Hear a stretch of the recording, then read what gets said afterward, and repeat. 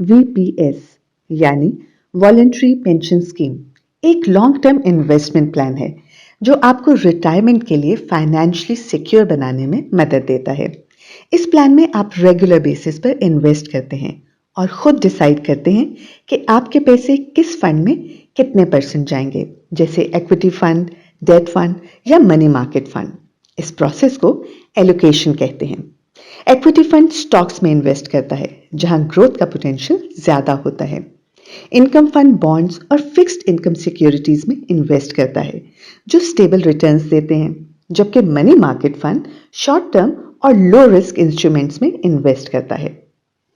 Fund manager market research और अपनी महारत और तजुर्बे की बुनियाद पर फंड्स को मैनेज करते हैं, जैसे कि इक्विटी फंड्स में किन शेयर्स को और कितने मिकदार में रखना चाहिए। वीपीएस का एक बड़ा फायदा टैक्स रिबेट है। जब आप वीपीएस में इन्वेस्ट करते हैं तो आप अपने इनकम टैक्स को रिड्यूस कर सकते हैं, यानी जो पैसा टैक्स में जाता वो आपकी सेविंग्स और इन्वेस्टमेंट का हिस्सा बन सकता है।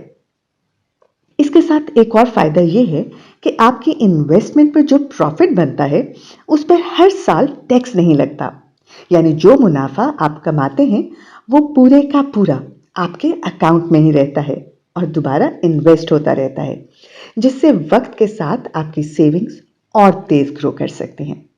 रिटायरमेंट के वक्त आप अपनी सेविंग्स का 50% टैक्स फ्री विड्रॉ कर सकते हैं, जबकि बाकी 50% को इन्वेस्ट करके आप रेगुलर मंथली इनकम भी हासिल कर सकते हैं।